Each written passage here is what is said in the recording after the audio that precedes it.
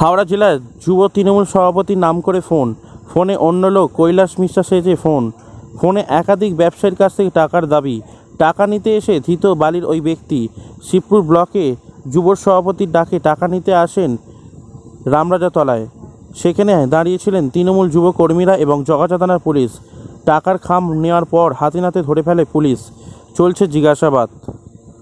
হাওড়া থেকে চন্দন পলের report, news line Howrah.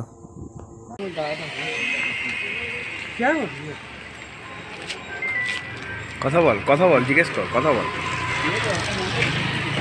भैया के पास है, भैया के पास है। वो जो बैच जो है जो 6 नंबर रोड पोस्ट ऑफिस में जो ऑफिस है, बात कराइए। ये सारा कौन आदमी है? तो बैच जी से बात करवाइए ना। बैच जी का नंबर नहीं है भैया मेरे पास। भैया को फोन कीजिए। भैया तो बाहर गए। संतोष जी ना? नहीं विमल सिंह। এটা ভাই ধরে এইভাবে কিছু প্রশ্ন এইভাবেই ধরবি, ঠিক আছে? আচ্ছা কোথা থেকে আসছো? কৈলাস মিশ্রা কোথা থেকে পেয়েছেন? কৈলাস মিশ্রা কোথা থেকে এলো? ওখানে কৈলাস মিশ্রা ছোটা ঠাকুরানি তোমার লিলুয়া কৈলাস মিশ্রাকে চেনো?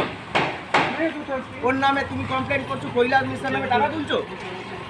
ওকে তোলো থানাতে, চল চল।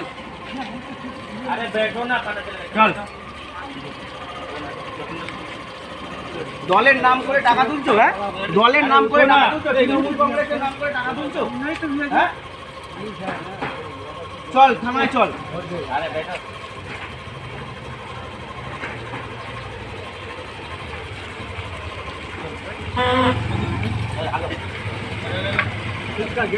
चल गाड़ी नहीं, चल थाना चल।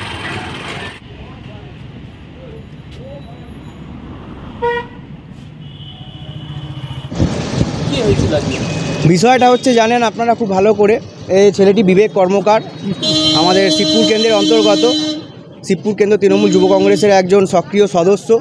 আজ হঠাৎ করে কালকে রাতে হঠাৎ করে দুপুরবেলা হঠাৎ করে এর কাছে একটা ফোন আসে, যেখানে নেত্রী বারবার বলছেন, আমাদের জননেত্রী বারবার বলছেন যে দলের নাম করে কোনো টাকা পয়সা তোলা যাবে না, দলের নাম করে কোনো রকম এলিগেশন আনা যাবে না।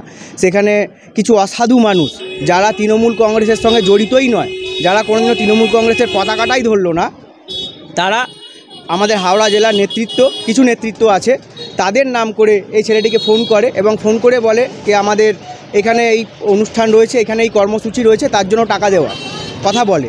তো যথারীতি আমাকে সঙ্গে সঙ্গে বিষয়টি জানায় এবং আমি তার সাথে সঙ্গে যথারীতি আমাদের বিধায়ক মাননীয় মনোজ তিওয়ারি মহাশয় এবং তার সাথে আমাদের জগাছা থানার পুলিশ অবশ্যই খুবই সক্রিয়তার সাথে কাজ করেছেন এবং নেতৃত্ববৃন্দ যারা রয়েছেন, আমি পুরো বিষয়টি জানাই এবং তৎক্ষণাৎ আমরা থানাতে ডায়েরি করার সাথেই পুলিশ অ্যাকশান নেয় এবং আমরা যুবর ছেলেরা যারা ছিলাম, শিবপুর কেন্দ্র তৃণমূল যুব কংগ্রেসের যেসব ছেলেরা ছিল এবং ওনার বাবাও রয়েছেন ওখানে পরিবারের সদস্যরা রয়েছেন, সবাই একত্রিত হয়ে একটা জায়গাতে স্পট ঠিক করা হয় যে যাকে ডাকা হবে ছেলেটি আসুক এবং আমরা তাকে হাতে নাতে ধরবো এবং যথারীতি পুলিশের সহযোগিতায় আমরা সকলে মিলে তাকে হাতে নাতে ধরি এবং বিষয়টি জানা যায় যে এর মধ্যে দলের কোনো সম্পর্কই নেই। এরা সম্পূর্ণভাবে তৃণমূল কংগ্রেসকে বদনাম করার জন্য যেভাবে কিছু অসাধু মানুষ উঠে পড়ে লেগেছে, এর জন্য অবশ্যই আমরা তৃণমূল যুব কংগ্রেসের পক্ষ থেকে ঐক্যবদ্ধ।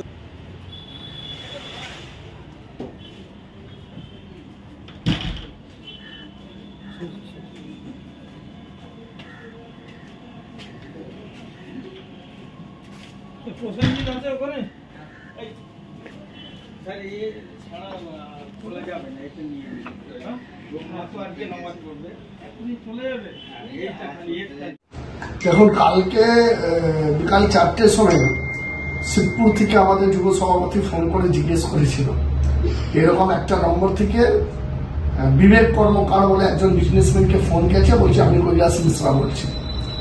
দেন আফটার আমি ওর থেকে ওই বিবেকের নম্বর নিই এবং ওনার সঙ্গে কথা বলি।